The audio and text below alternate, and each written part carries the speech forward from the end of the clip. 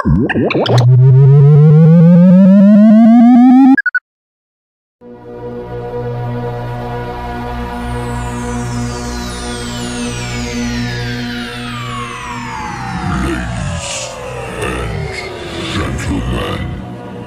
may I have your attention, please?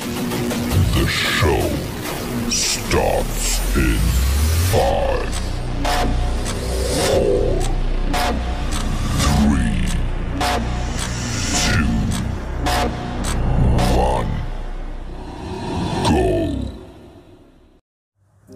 Assalamualaikum warahmatullahi wabarakatuh. Perkenalkan, nama saya Asti Hanipa. Saya mahasiswi dari Universitas Islam Negeri Sumatera Utara, Fakultas Sains dan Teknologi, Program Studi Biologi, semester 6. Saya juga merupakan kelompok 56 kuliah kerja nyata dari rumah Universitas Islam Negeri Sumatera Utara. Nah, di video kali ini saya akan membahas tentang lebah.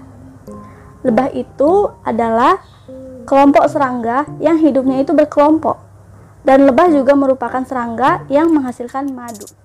Di dalam Al-Quran terdapat satu surah yang menjelaskan tentang lebah.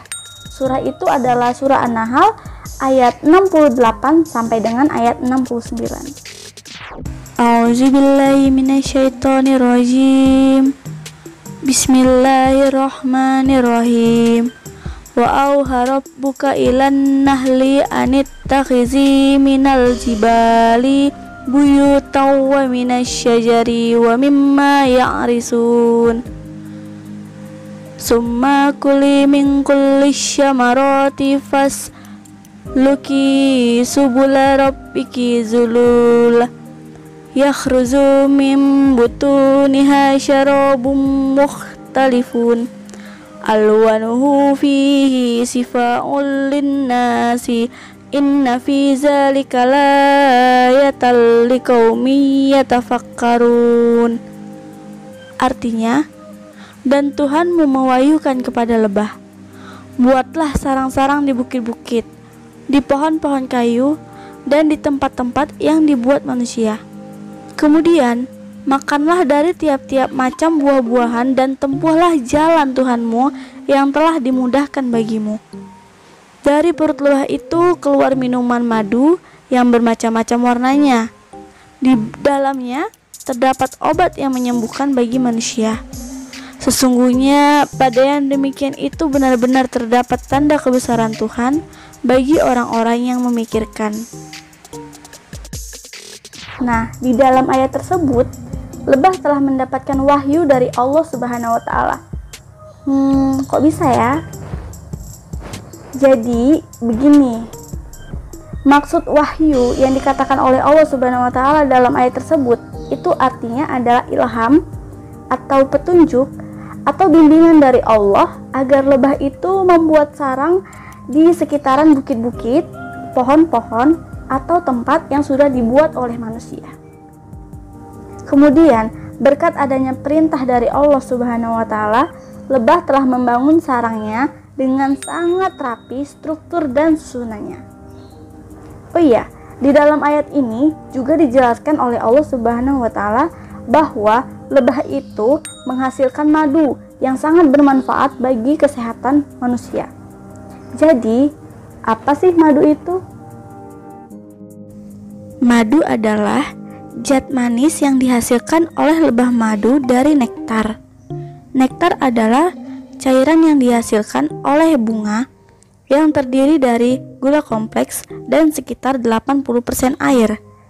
Saat mencari nektar, lebah juga membantu penyerbukan bunga yang penting dalam rangkaian proses perkembangbiakan tanaman. Rasa manis madu ini diperoleh dari monosakarida, fruktosa, dan glukosa. Yang pertama, tahap mencari nektar. Nektar dikumpulkan oleh lebah pekerja di dalam perutnya dengan menggunakan proboscis atau lidah lebah yang menyerupai belalai, gunanya untuk menyedot nektar bunga. Yang kedua, yaitu tahap menghisap nektar. Lebah sarang yang menunggu lebah pekerja di sarangnya akan menggunakan proboscisnya untuk menghisap nektar dari perut lebah pekerja. Yang ketiga yaitu tahap menambahkan enzim. Lebah sarang akan mengubah nektar menjadi madu mentah dengan menambahkan berbagai enzim dari mulut dan perutnya. Yang keempat, tahap menyimpan madu. Madu mentah yang masih mengandung air yang sangat tinggi ini akan disimpan di dalam sarang atau tempat madu. Yang kelima, tahap mematangkan madu. Kadar air dalam madu mentah akan berkurang hingga nampak kental di bawah 20% dengan bantuan enzim, suhu, dan kepakan sayap lebah dalam sarangnya. Madu yang kental ini sudah dianggap matang. Yang keenam, tahap melindungi madu. Madu yang sudah jadi kemudian akan dilindungi dan disimpan dengan bantuan lilin yang dihasilkan dari semacam lembaran di bawah perut lebah. Selanjutnya, madu matang ini akan siap digunakan oleh lebah madu maupun manusia. Nah, sudah jelas kan bagaimana cara lebah menghasilkan madu? Oh iya, kalian juga harus tahu loh, dalam satu koloni lebah itu terdapat satu ratu lebah, lebah jantan, dan juga lebah pekerja. Dari masing-masing lebah tersebut memiliki tugas yang berbeda-beda loh. Apa saja tugasnya? Yang pertama, ratu lebah. Ratu lebah bertanggung jawab dalam proses reproduksi dalam koloni lebah madu. Ratu lebah dapat bertelur lebih dari 2000 butir telur per hari dan dapat hidup dari 4 tahun hingga 5 tahun. Wow. Yang kedua, lebah jantan. Lebah ini bertugas mengawini lebah ratu muda jika akan membentuk koloni baru dan akan mati setelah kawin. Sadis. Yang ketiga, lebah pekerja atau betina. Lebah ini bertugas mengumpulkan serbuk sari dan nektar. Selanjutnya madu. Oh iya, banyak sekali loh manfaat madu bagi kesehatan tubuh kita. Apa aja ya? Mari kita bahas. Manfaat madu bagi kesehatan. Yang pertama, mencegah diabetes. Yang kedua, mencegah kanker dan menyehatkan jantung. Yang ketiga, memperkuat sistem kekebalan tubuh. Yang keempat, menyembuhkan luka. Yang kelima, mengobati batuk. Yang keenam, menurunkan tekanan darah. Yang ketujuh, menjaga kadar kolesterol. Yang kedelapan, mengontrol berat badan. Yang kesembilan, menghilangkan ketombe. Dan yang kesepuluh, menurunkan trigliserida atau lemak dalam tubuh. Ternyata madu tidak hanya bermanfaat bagi kesehatan tubuh kita loh. Madu juga bermanfaat bagi kecantikan. Nah, kalian pasti penasaran kan? Apa sih manfaat madu untuk kecantikan, khususnya untuk kaum hawa nih? Untuk itu, mari kita bahas manfaat madu sebagai kecantikan. Baiklah, ini manfaat madu bagi kecantikan. 1. Melembabkan kulit. 2. Menghilangkan komedo. 3. Menyamarkan noda bekas jerawat. 4. Menghilangkan flek-flek hitam. 5. Menghaluskan wajah. 6. Melembabkan bibir. 7. Mengatasi bibir pecah-pecah. 8. Menguatkan rambut. 9. Menghitamkan rambut. Dan yang 10. Membasmi kutu rambut. Baiklah, bagaimana teman-teman? Sudah tahu kan kenapa lebah mendapatkan wahyu dari Allah Subhanahu wa Ta'ala?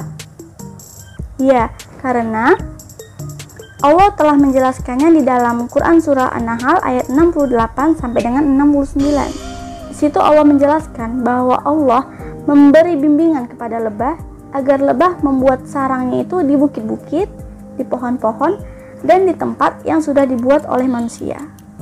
Dan di dalam ayat tersebut juga dijelaskan bahwa Allah mengatakan dari perut lebah keluarlah cairan yang manis yang disebut dengan madu, dan madu ini sangat bermanfaat bagi kesehatan tubuh manusia.